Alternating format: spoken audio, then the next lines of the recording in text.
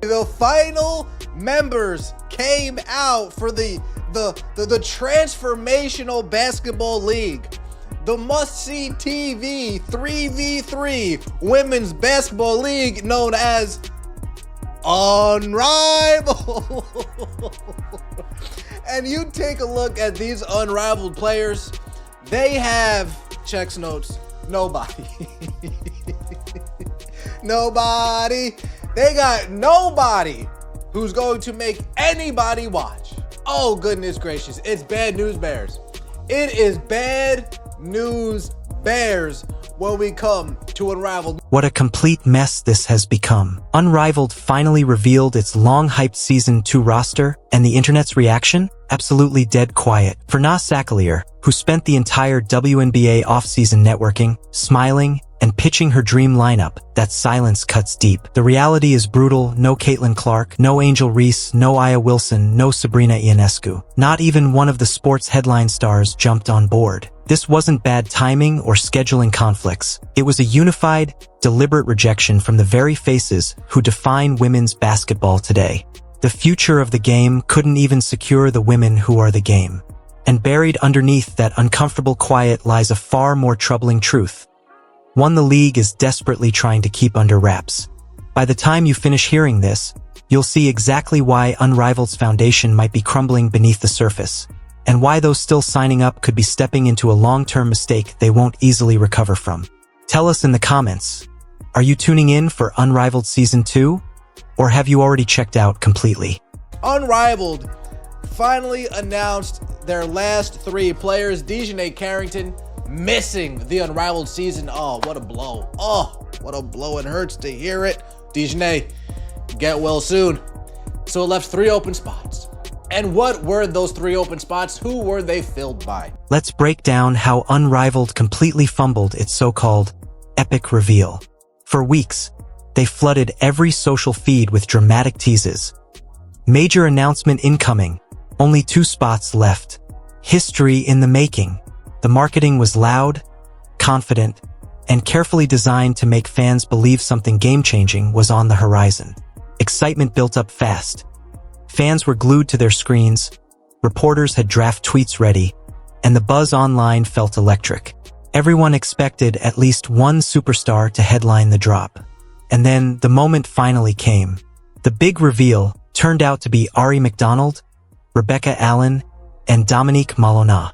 Now, no shade, these are skilled, professional players who've earned respect in the league. But when you promote your announcement like it's the second coming of Beyoncé and deliver solid but not spectacular names, that's not evolution, that's marketing meltdown. It felt less like a major leap forward and more like Apple throwing a global launch event just to debut a slightly shinier charging cable. Fans were left shaking their heads. All that hype, all that noise, and not even one jaw-dropping surprise to show for it. Who are the final 2 roster spots? Oh wow, they're putting out a statement for these final 2 roster spots. Oh wow, it might be a big deal. All right. Let's see who, and then Dejanay went out, so now there were 3 roster spots. Let's see who they were. Okay, Ari McDonald is Unrivaled. Okay, Ari McDonald, good for you. We got Rebecca Allen is And last but not least, drum roll please. Now this is a pretty good player. I don't want to clown too hard. This is a pretty good player. Drum roll please. It is Dominique Malonga. Yes, Dominique Malonga. She's a good player. Let's not get it misconstrued. Take a closer look at Unrivaled's shiny new roster. 48 players deep, packed with names every WNBA fan knows. On paper, it looks like a dream team. Breanna Stewart, Napheesa Collier, Kelsey Plum, Chelsea Gray, the kind of lineup that should, theoretically, dominate headlines. But here's the brutal reality the league still refuses to face. Pure talent doesn't sell anymore. What truly drives attention today are narratives, star power, and viral moments that shape culture. The WNBA has always had world-class athletes. But the sport didn't explode into mainstream relevance until Caitlin Clark stepped in and completely rewrote the spotlight rules. One player, one story, one transcendent presence that made everyday fans stop scrolling and start watching. That's exactly what Unrivaled lacks. a singular force who commands attention beyond the box score. Because casual fans don't tune in for balanced competition. They tune in for the face of the sport, the player whose name alone moves merchandise and dominates timelines. Unrivaled's roster? Packed with respected pros, yes, but consistency doesn't trend, and solid doesn't headline ESPN. You don't win the internet with dependable, you win it with electric. And the most painful irony? They had that magic once. Angel Reese and Sabrina Ionescu gave the league sparkle and credibility last season. They brought energy, cameras, Miami glamour, and then walked away without hesitation. That's not bad luck. That's a verdict in neon letters. The stars have seen the product, and they're not buying in twice. Listen to what Angel Reese said about Unrivaled on her Unapologetically Angel podcast. Okay, so let's talk about Unrivaled. Last offseason, it was amazing. The viewers were up. Everybody was watching. We was getting... we was having a good time. We was in Miami. It was everything I could imagine. I think the best part of Unrivaled was two things. Me, one, being at peace of just being able to play basketball. We wasn't thinking about nothing else. It was straight up hoops. Like nobody, it was nothing negative. Everything was positive. Everything was fun. It's like a breath of fresh air. Like when you go play for a league that they love you and they want you to be there and they're honestly like for you, I think that's really important.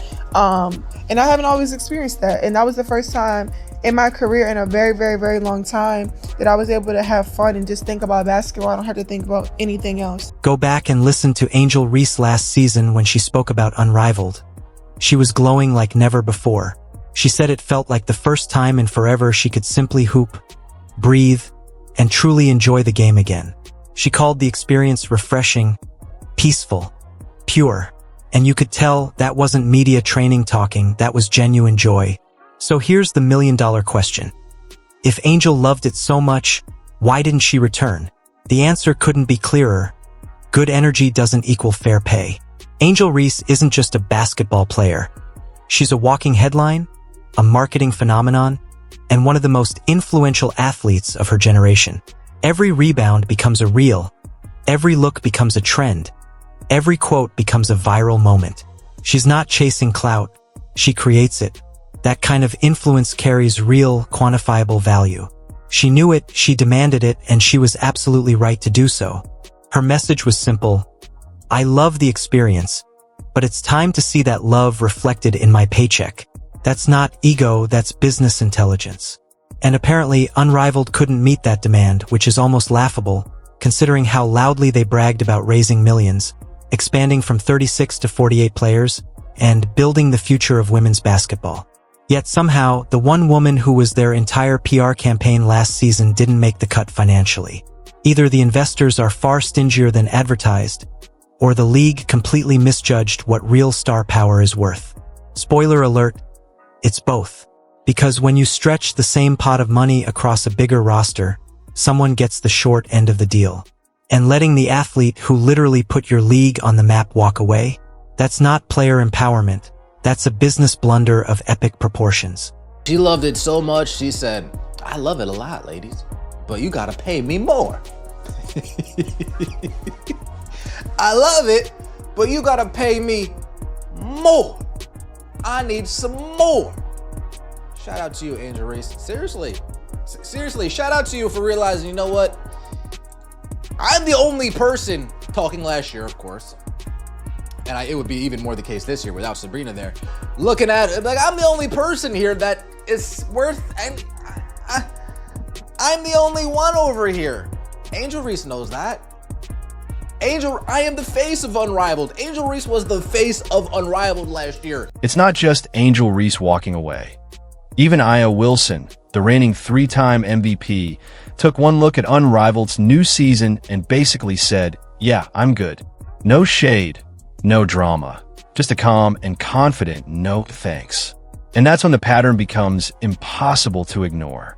If your biggest stars don't return, your dream targets don't sign, and your marquee names are openly choosing everything else over your league, that's not a recruitment problem. That's a credibility collapse. Aya didn't reject them by accident. She saw what was happening, and she made a business decision. She doesn't need Unrivaled to stay relevant. She is the relevance. Miami's great, Sure, but she doesn't need to play an unrivaled to hang out there. She could just buy a plane ticket. And make no mistake, these exits weren't random.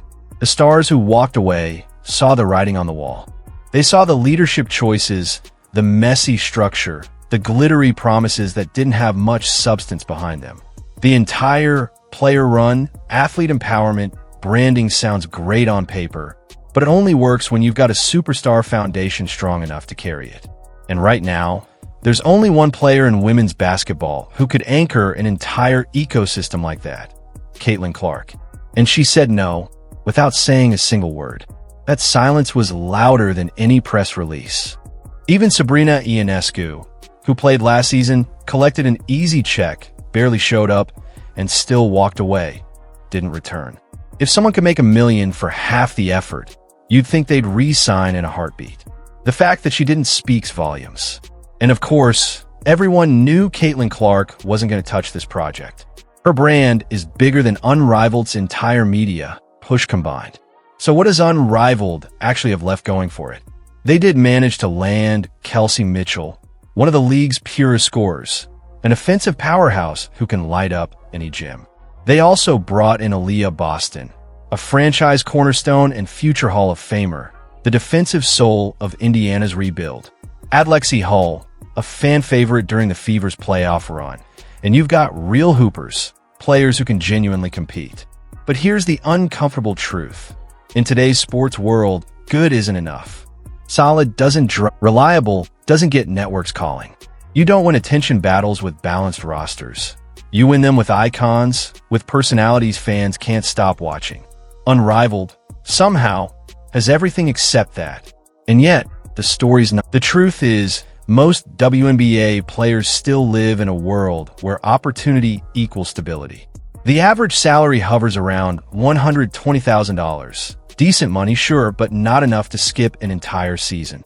So when a league like Unrivaled offers another six-figure check for a few months of basketball in sunny Miami, that's not pocket change. That's life-changing income. And that explains this roster. The 48 women currently signed to Unrivaled. Alyssa Thomas, Rokia Jackson, Sada Sabal. Those women have something far more powerful than just skill. They have leverage. They can choose where and when to play.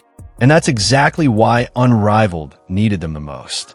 Because when your entire marketing pitch is built around, look at the stars, and every single star ghosts you, the illusion collapses instantly. And the spin game? It's in full effect. Some players are still in productive talks. Translation, we offered them mid-tier money, and they laughed us out of the room. We respect players taking time to make big decisions. Translation, we can't afford them, so we're pretending this is about empowerment, not budgets. That's PR damage control 101. They saw this train wreck coming weeks ago.